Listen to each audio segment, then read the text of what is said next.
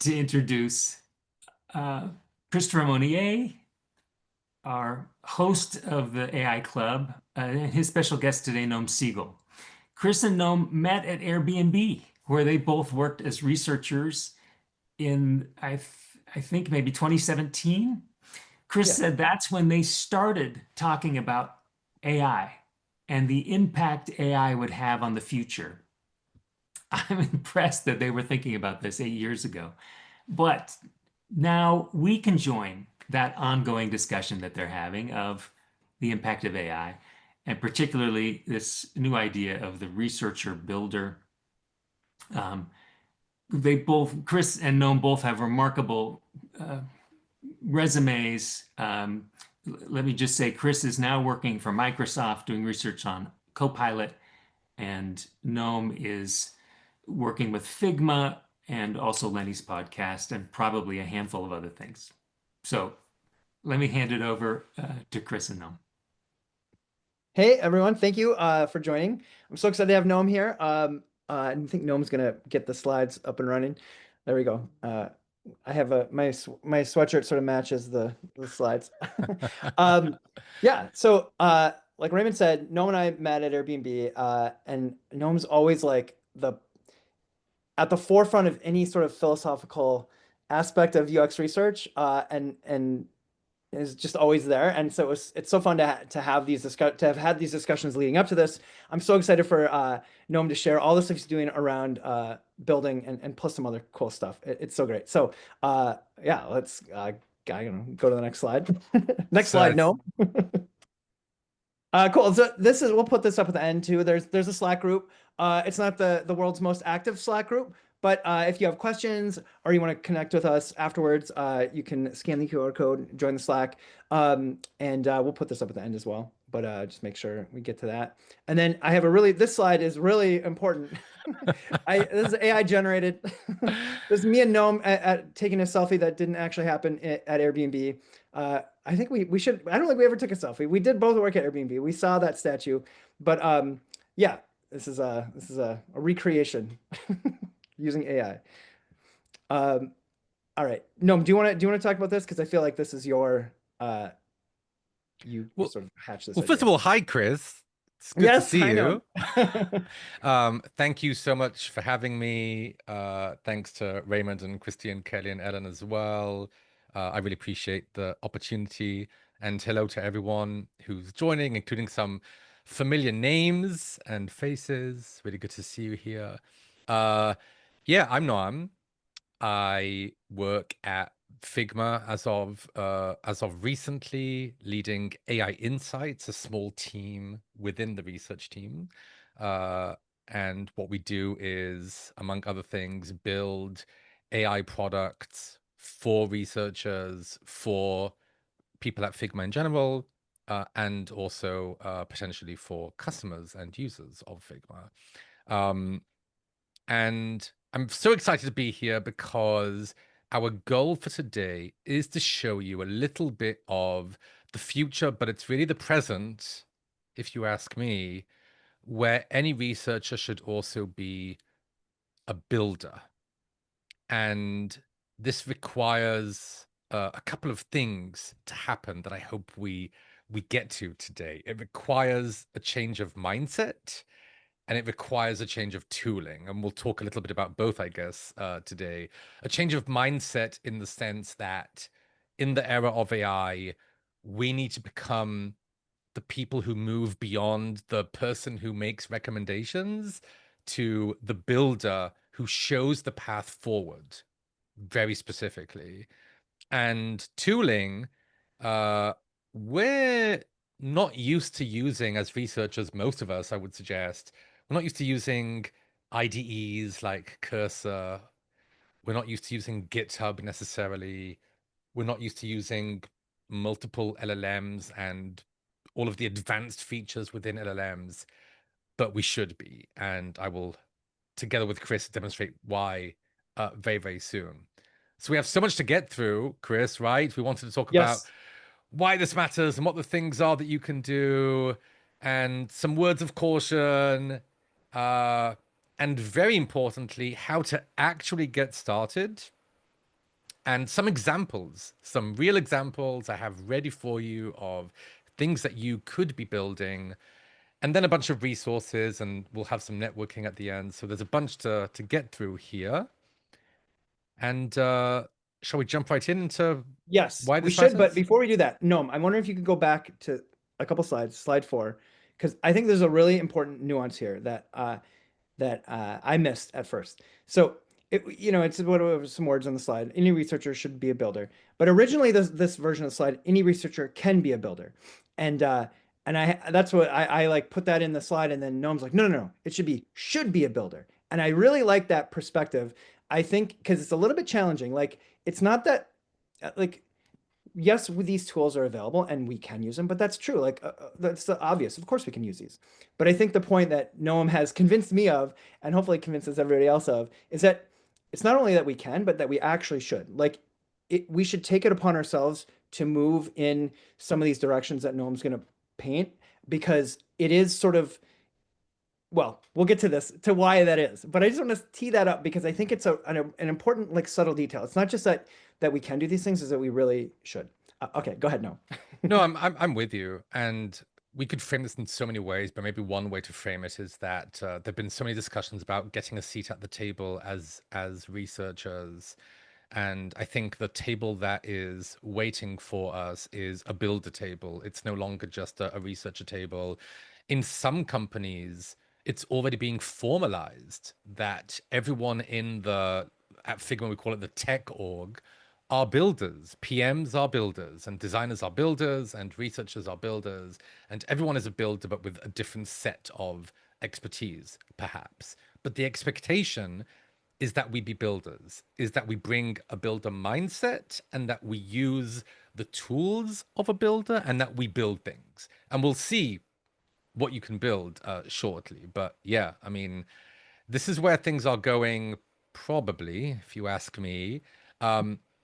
But let's talk about why this matters, which kind of ties to this. Uh, I started touching upon this, but I think that we have to match our mindset with the market. I don't know about you, Chris. I'm curious, but I do feel like expectations are changing. I do feel like in some companies, everyone within the tech org is being called a builder. We're builders with different backgrounds, so we have to be asking ourselves, okay, we're expected to be builders now. What are we building? What are we building? What are we doing? So that's number one. Number two is that, just like we talked about this, what was it, yesterday, a couple of days ago? Just like a picture is worth 1,000 words, a prototype is worth 1,000 recommendations. I really feel that. I have seen the incredible discussions that have come out of a prototype that a researcher made, rather than staring at yet another document or slides or whatever it might be. I think we've had this false limitation for way too long that we need to end with recommendations, that recommendations are the place where research ends. And I just don't think that's true. And I think it's easier than ever to prototype. And I think it brings all of your research to life in a way that your stakeholders can viscerally feel and respond to. And it generates incredible discussions. So this is where it's at. And then finally, losing the limitations. If you're willing to take a step here today and become a builder or more of a builder, if you're already building, the cool part about it is you no longer have to accept the limitations of other products you've been using and other platforms you've been using. You don't have to accept the bugs. You don't have to accept the annoyances. You don't have to accept generic experiences that don't fit your needs. You can build almost perfect manifestations of what you want things to be. You don't like the way, sorry, Qualtrics people, if you're watching this, but you don't like the way Qualtrics visualizes your data, or SurveyMonkey, or all of Qualtrics's competition. Visualize your own data, build your own survey dashboard, which I will show you later today. A very initial version of it, but still, it works, you know. So yeah, Yeah. that's why this matters. Can I just chime in on this? Yeah, Just yeah, as yeah. this one, Go for it. matching mindsets with markets. No, most of the words in the slides are Noam's like alliteration or genius quotes. This is one of them. Three M's. And it's I'm here not officially on Microsoft's behalf, but I do work at Microsoft AI, and we have oh sorry. Yeah, if you can There make we sure go. you're muted. Yes. Okay. Not you, Chris, everyone else. No, I was just going to say, like, within Microsoft AI, we have been doing a lot around this within the broader like design, which includes research org, of up leveling everyone's skills around all these different AI tools, and I think so. I think it's just a proof point that like the expectations of the market are changing. Microsoft's one big employer. It's not to say all of Microsoft is like that, but like within the AI part of Microsoft, and I'm guessing within the GitHub part of Microsoft, and some other parts, this is just sort of becoming not quite expected yet, not like assumed that everybody can do this, but it's clearly heading in that direction. And I think this is a super timely sort of presentation. Love it. Okay, so I mean, please put in the chat if you love or don't love Qualtrics, but also if you agree or don't agree with why this matters. Hopefully, we've convinced you that this does matter and you want to become a builder. And if you do agree, then the next sort of question is, well, what are the things you can build? What are the things you can do? And I mean, there's so much is the answer, but we wanted to limit this session to just a few things. So the first thing you can do, which can be really powerful, is building workflows using skills or agents. Today I'll show you a very quick demo of Claude skills, but there's all sorts of ways that you can do this. The second thing you can do, to the point earlier, is build prototypes, either to get feedback on or to showcase your recommendations. And there's probably other things you can do with prototypes beyond that. So we're going to demonstrate that. And then the big one, and perhaps more complicated, but not that complicated if you just try, is building actual products, fully fledged, production grade products that help you do your job better, make life easier. And, you know, these are products that are personalized to your needs, your team's needs. The potential is endless. I'm very excited about where we're at. But with that excitement, Chris and I did want to share some words of caution. And there were some questions related to this that we'll get to a bit later, but we do have some words of caution. So, first of all, my grad school advisor taught me something. He taught me that writing is editing. That writing is really all about editing. You write and then you edit and you edit some more and you edit some more. And only after a while you get to something that's actually worth sharing with the world. So editing is really the core part of writing. And similarly to that, building is also about editing. I haven't really one shot prompted anything of value. And I doubt anyone will be able to in this audience today, unless you really have some incredible prompting techniques that I'm not even aware of. Ultimately, building is about iterating. Um, so, you know, be responsible. Edit, edit, edit, iterate, iterate, iterate. Don't try to one-shot prompt your way to something because it'll break in all sorts of ways, and that wouldn't be good. Second of all, stay close to the source, whether the source is literally source code or whatever it might be. It's so easy these days, right, Chris, to lose track of what the heck you're building and what you've done and what the architecture of the thing is and what the design of the thing is and what the system prompts are behind this thing. And you risk losing touch with your own products, the things you've built. You risk generating just a bunch of AI slop, as it's called these days. And so something I've always done in the years and years I've been leveraging AI, which is such a long time, is to ask AI to always be creating both low-level and high-level documentation so I can review everything and jump into the code and jump into the high-level review and the low-level review so I understand the architecture of the agent I've built, the skill I've built, and I can run evals on that and I can test it and I can QA it. And that way I know that we're in a good place. And then finally, I think it's really important to collaborate with humans, lovely humans, not just AI. As much as I love AI, there's still so much value to the expertise of people, of feedback beyond what AI can generate. And so in anything you build and anything you do, there's tremendous value in relationships, which is one of the things I believe we're trying to build here at the UXR Guild and in these events. You know, it's about building communities, about connecting, helping us find each other, get feedback, get ideas, get support, get mentorship.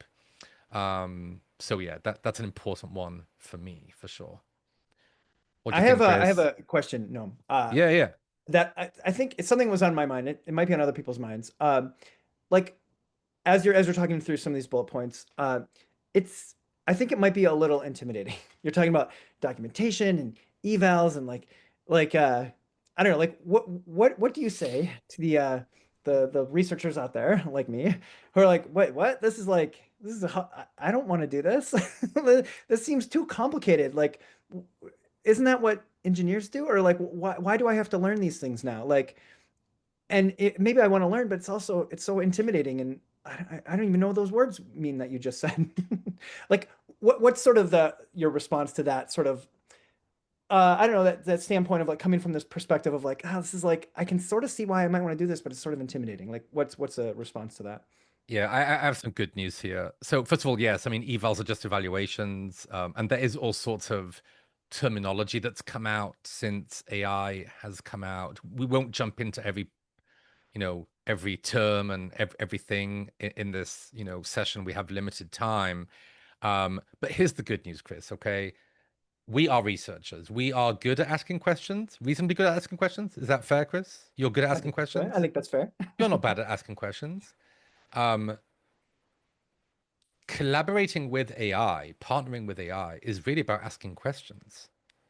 Mm, Ultimately, you know, why did you make this decision? Why did you build my product this way? Why did you or did you not include this thing in this skill? Or you can ask a question like, hey, can you please generate a high level document with the architecture of the system? you know, and explanations of the choices you made. Why did you choose to build this on Python, like with Python, rather than with some other framework? Why did you choose Node.js? Why did you choose whatever? Because maybe I don't know. Maybe I don't understand. Why you would choose a framework over another, but I can ask, and mm. AI can answer quite well. I have to say. So And really, it's infinitely patient too, right? I think it's a really important point. yeah, You can ask AI a million questions, it never gets tired. no, And it doesn't judge you. it loses its context window. That that That's true. that That's does true. happen. But what's cool about these platforms these days, like Claude or Claude Code, which I use primarily, is that they know to warn you about that. They know to compact the context window so they don't run out of context. So basically, in simple terms, AI has a limited, capacity to answer your questions, limited memory, limited patience, if you will. But you can always reset it and Right. Right. start anew. So yeah. So just ask, just ask, just try.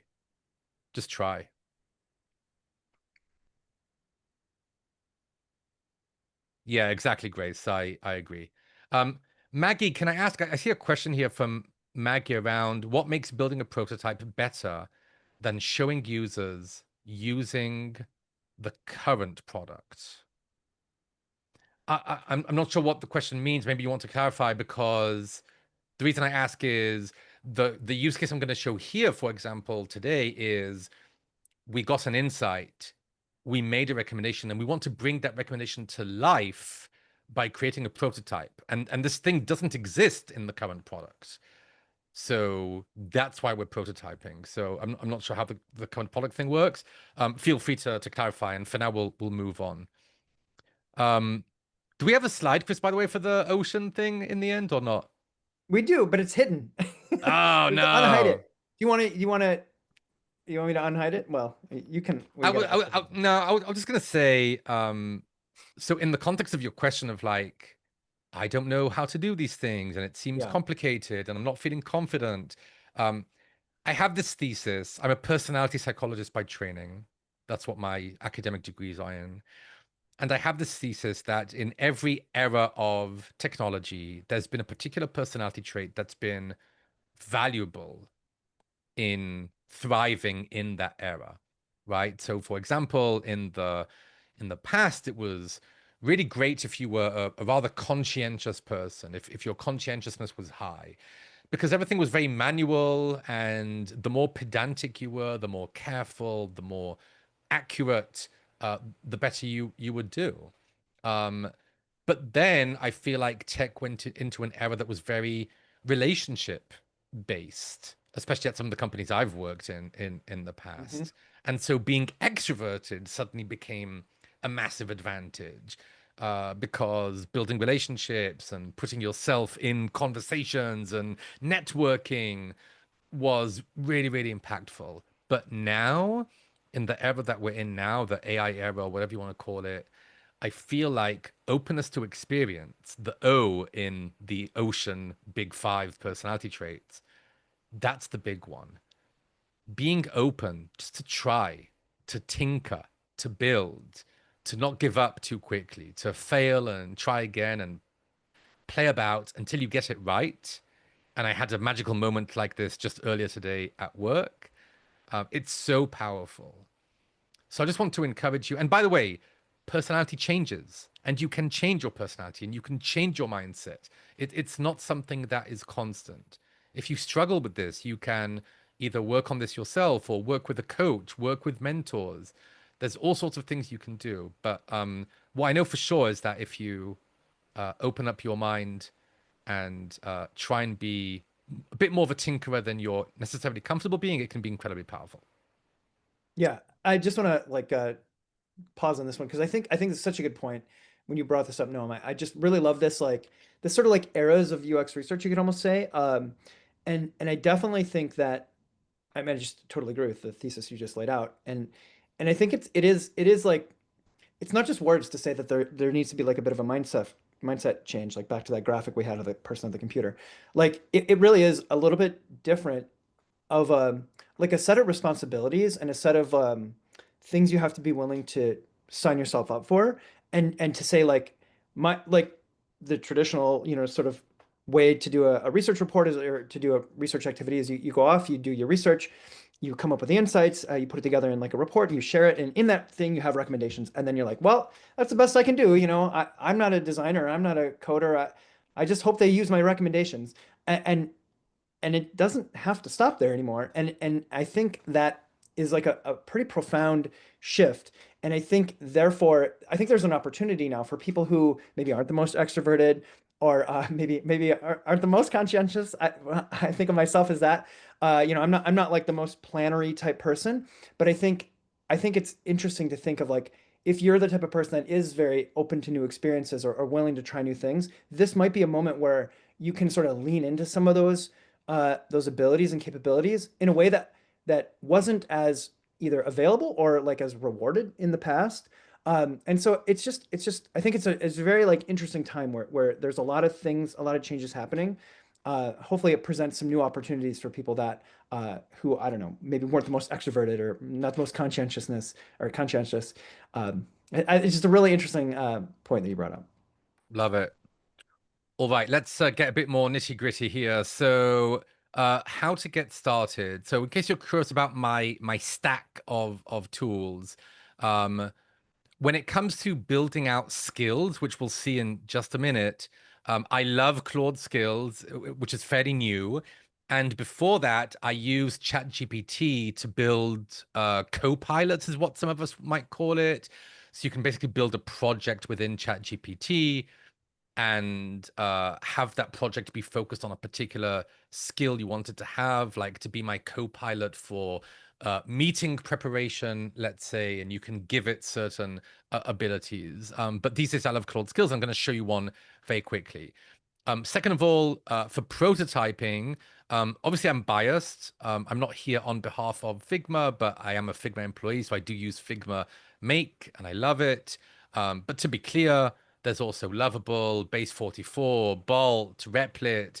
It's a long list of products, and you can use whatever you love. Um, and then I absolutely love, and there's a small shout out here to Microsoft too, I guess, these days, Claude Code or Codex, which is OpenAI's coding LLM, and Cursor, which is the development environment that so many people love these days, and I do too, and GitHub, using GitHub for proper version control and for making sure that you're keeping your files safe, and maybe also sharing your work with others, either in your organization or collaborators, or maybe you're open sourcing what you're building. And then I wanted to mention a couple of other things, and we'll include resources for all of this after this meeting. I'll share some stuff with Chris, and he'll email out to everyone. One thing I have fallen in love with is called BMAD. I forget what BMAD stands for, but what BMAD is, it's a framework, a development framework, which enables you to build a team of agents around you, each of which have a specialty that you would have in a typical product team. So there's the analyst agent that can help you brainstorm. There's the PM agent that can help you create a PRD for whatever it is you're building. There's an architect who can help you create the architecture of your software, full stack, both the front end and the back end. There's a UX expert, which can help you with designing your products. And then there's a developer agent who can help you actually develop the product and work for you in your sleep. It's rather magical. And there's a testing agent and there's a bunch of things. So that's number one.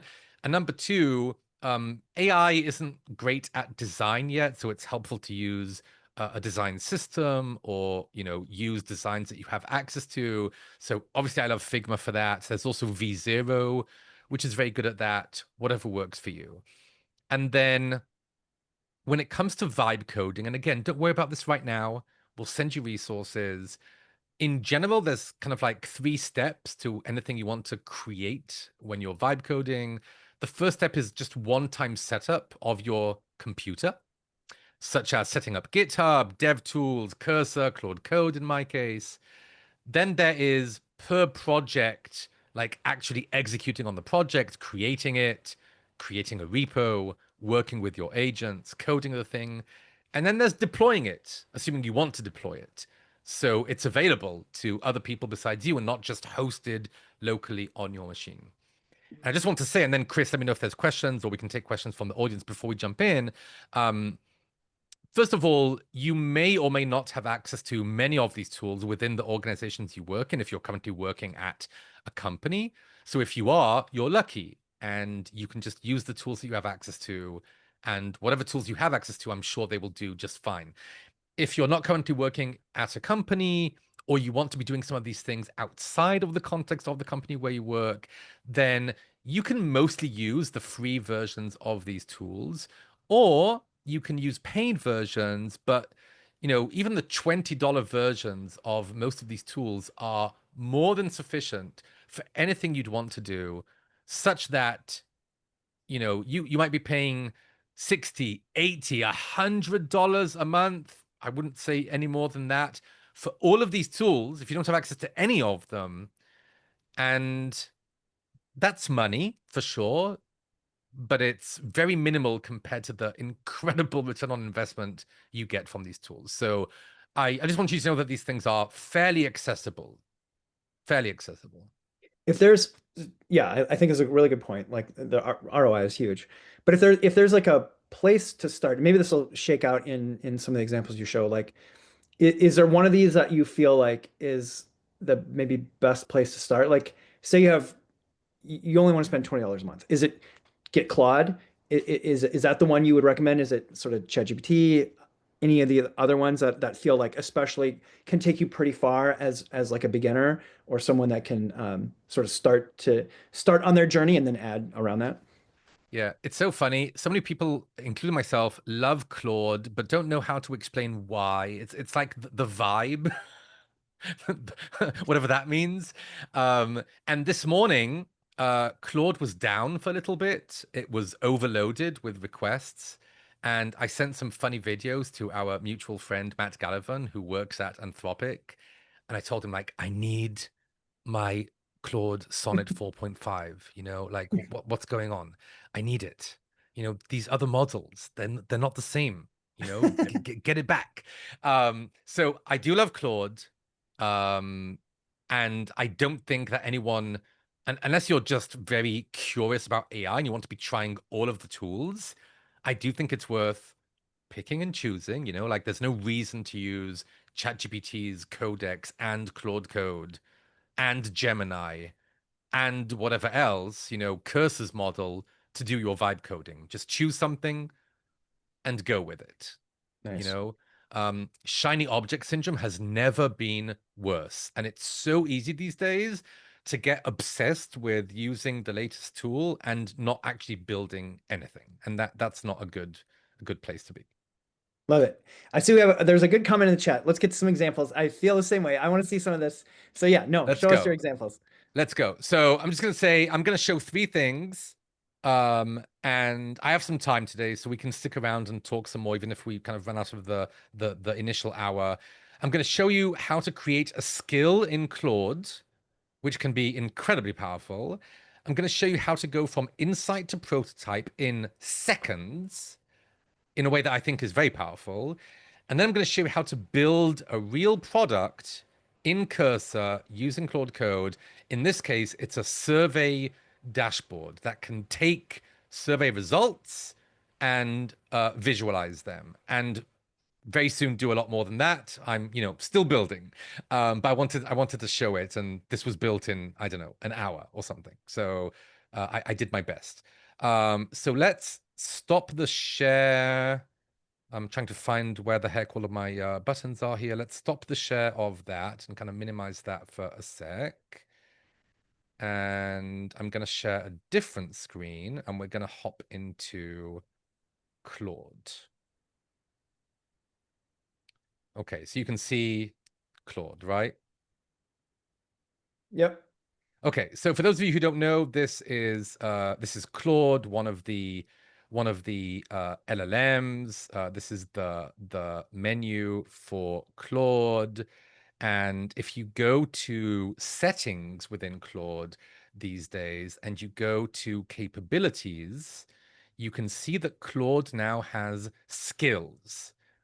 And it has some built-in skills like an artifact builder, a brand guideline skill, an MCP builder. We're not going to talk about existing skills, but just know that they exist. So again, settings, capabilities, skills. What we are going to do, or what I've already done, I'm just going to show you because it kind of takes time. So I want to save us some time on this, is upload a new skill, create a new skill, and upload a new skill. And I called this skill research comms. And the point of the skill is to transform UX research insights and recommendations into personalized narratives for different audiences, PMs, designers, engineers, across different mediums: Slack, email, a one-pager, an exec like TLDR. So think about it, right? Like, you've done some research, you have some insights, you have some recommendations.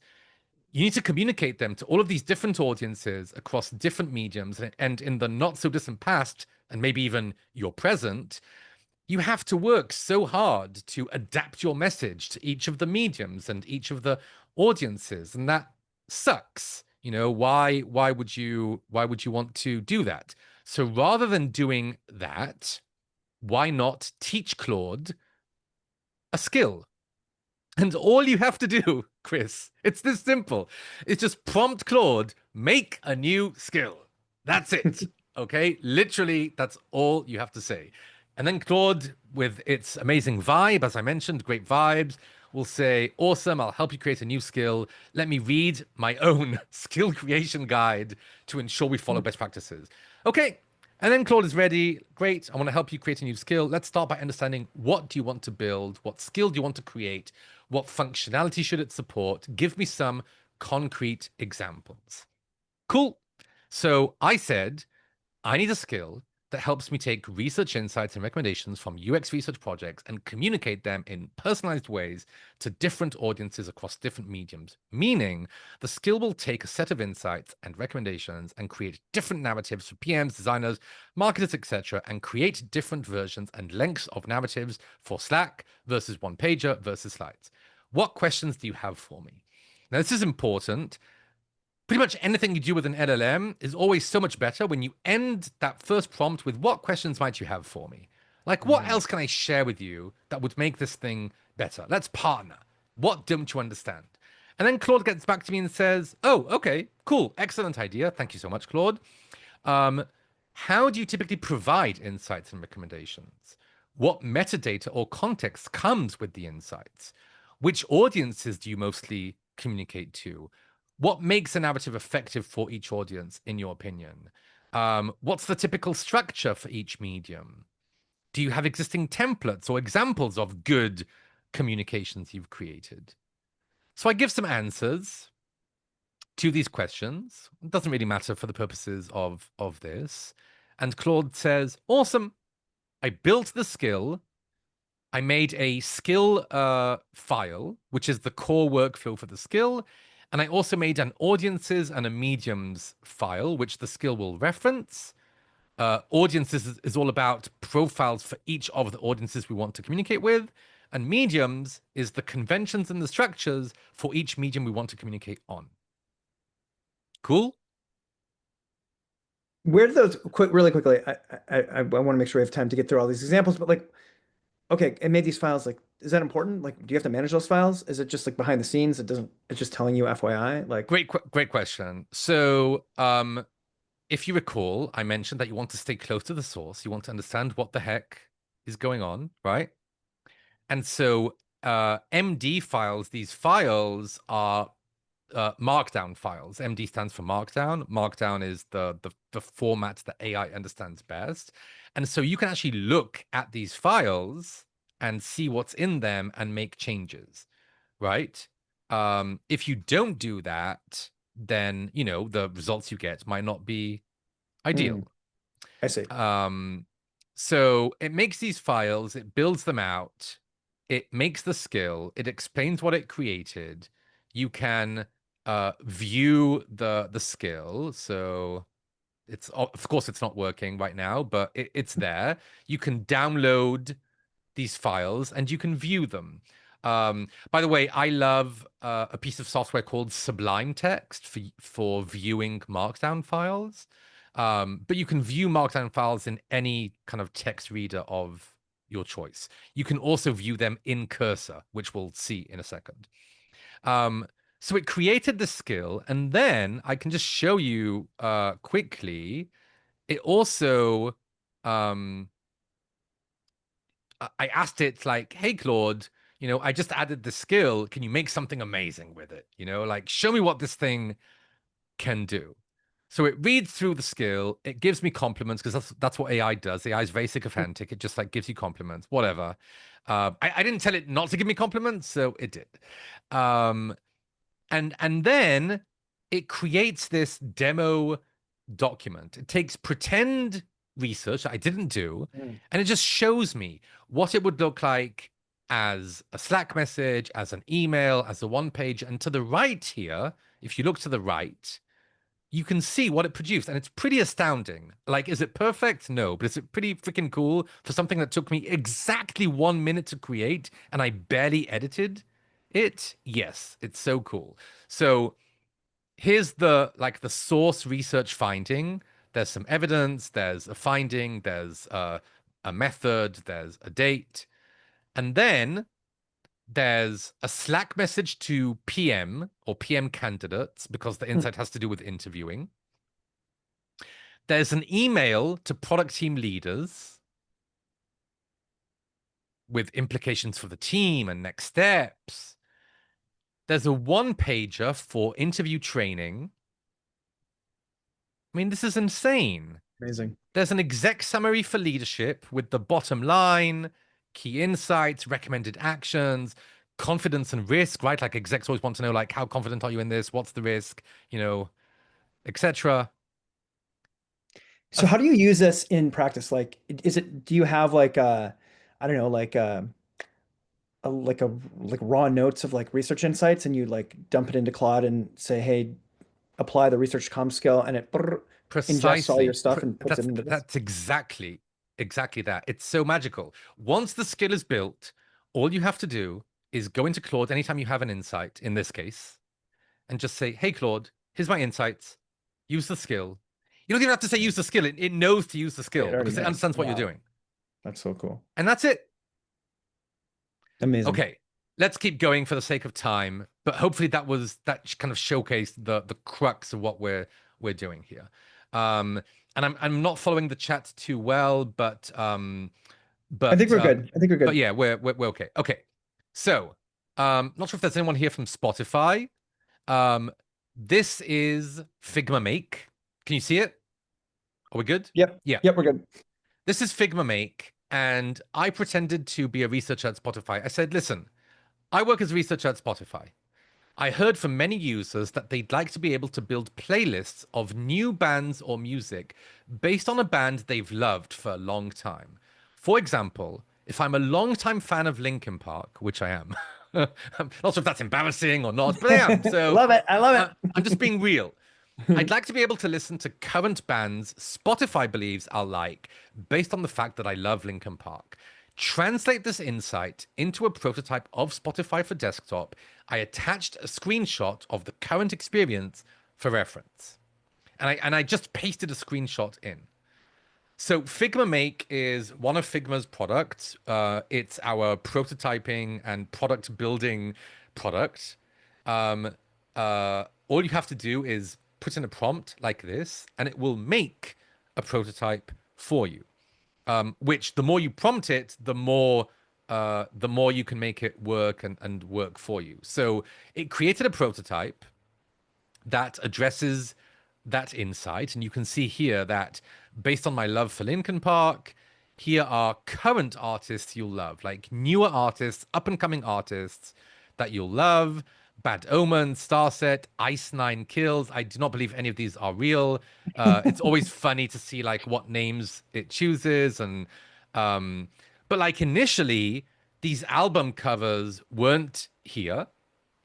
And initially, the match percentage wasn't here either. So you can see that in a follow-up prompt, I said, okay, like this is cool, but please add images instead of the placeholders for each of the bands, and also add a fit score showcasing how close these bands are to the ones I know and love.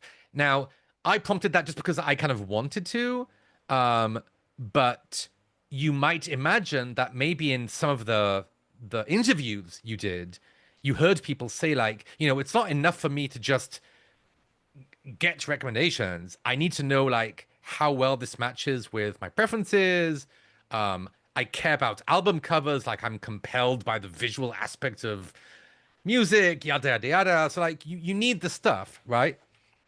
Now, just think about the quality of the conversation you can generate. These are real bands. These are real bands. That's crazy. These are real bands. That's crazy. Very cool. So you can imagine, Chris, like how much of a richer conversation you could have rather than going through a doc where this would just be one more insight, you know, like people want to see bands, like new bands based on long time loved bands. Compare that kind of universe to a universe where you can just show this as a researcher. And, you know, it's not perfect. It's not exactly the right design system component. It's not maybe perfectly accessible yet. We're not designers, and that's okay. But I think we're all moving into each other's territories in the best of ways. We're moving into design territory. Designers are moving into coding, dev, eng territory. We're all moving into each other's territories. Why not? Why not? you Well, I know? love this, and it just feels like I can already see two ways to use this. One is like to show it to your stakeholders, like like we learned that people really like trust the playlists that they get from based on bands they love a lot more. We think it's going to improve retention, whatever. Here's what that could look like, and then all of a sudden you've advanced the conversation so much further. It's not like, oh, we need a designer to make mocks and they're busy, so now it's just like right here. And the other thing is, I could imagine after a couple interviews, you sort of have this insight, you make this mock-up, and then the next few interviews, you show it to people, and just get their feedback. And like, nah, I actually don't like. There should be more bands, or like, it's too overwhelming. Like whatever it is, and it could help you not only refine the prototype, but refine your understanding of the underlying need, in a much just accelerating that whole like learning loop. Yep. Yep. Uh, love it. There are some Um, questions, but I feel like we should get through all the examples first because I think these are yeah. great. The interesting question that just came in now from Charlene, if I hope I'm pronouncing your name correctly, is how do you manage anchoring and reality of feasibility, aka how to not get devs to hate you with your AI mockups? So, my best answer to that is that I go beyond just AI mockups and I'm building, and Grace is as well. I can see, thanks Grace for the links and the example of what you're building. I'm building real products. Um, I'm doing the engineers' work for them, at least partially. And so I hope engineers don't hate me because I'm doing lots of the work for them. And I'm making sure that things are feasible by actually engineering them. Also, hi, Steph. Good to see you here. Um, so let me show you that. Can everyone see this survey dashboard thingy? Yep. So I'm going to show like how this got built in a second, but let's say again, you don't love how uh, Qualtrics or SurveyMonkey visualize data, and you want to build something for yourself. That would have been absolutely ridiculous just a few months ago, right? Like, what do you mean you're going to build something for yourself, like something functioning? Now, I'm not saying this looks good right now by any means. Again, this was like an hour's work, and there's so much more to do. But still, there's an upload screen and I can actually upload real data, right? I can actually upload a CSV. And when I do, I can see in a dashboard how many surveys I have active, how many respondents, who has access. By the way, there's freaking access control. Like there's admins, Amazing. like there's an archive. You can share your surveys. There's all sorts of analytics about the surveys. And then within the survey itself, if you click on it, you can see statistical summaries and response distributions. This is a ridiculous like sample data, right? It's like complete, bullshit data, whatever. But you can see like, age and gender distribution, and there's like little animations and, and data tables, and you don't like what this looks like? No problem. You can go to your survey settings and you can customize your themes, and you can choose a minimal look or a modern look. You can choose colors. You can choose typography. You can choose. You get the point, right, Chris? Like you can see Amazing. how Yeah. like this is insane. Um, this is insane. Um, Maggie's asking a great question. What's the quality of the code? Um, there are now some incredible AI-based tools that can help you do code review. So I use BMAT, and I also use Claude's kind of built-in, or Anthropic's built-in code review agent. But I am running code reviews. Um, and again, like, would I launch any product without some engineering help? No. No. Like, I'm gonna get a real engineer to review the code. But the code quality is pretty legit. And I can tell you that at Anthropic, the makers of Claude Code, most of their code base was created by Claude Code, Right. right? So you do have companies, real companies building real products these days who are using LLM generated code. I just want to show you quickly what this all looks like in the background. So let's hop into Cursor for a second.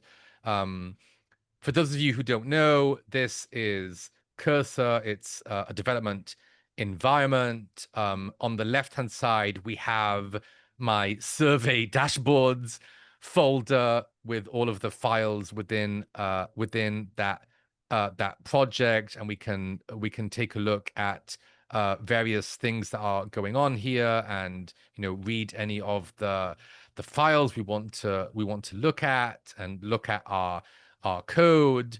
And then I'm running Claude code inside of my terminal, and I can do all sorts of things here. Right now, I'm using these BMAD agents, which you can see here.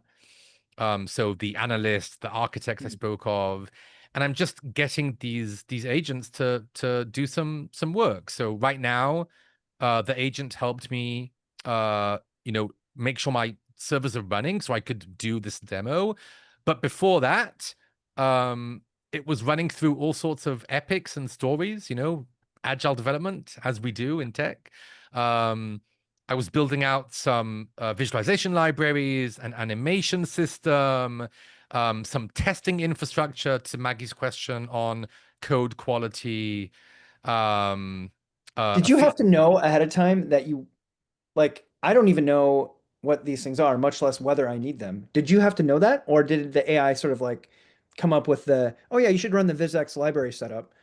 Like, so how do you even know? Yeah. so so I think one of the reasons I love Claude is that it's the most kind of conversational AI I've met, you know?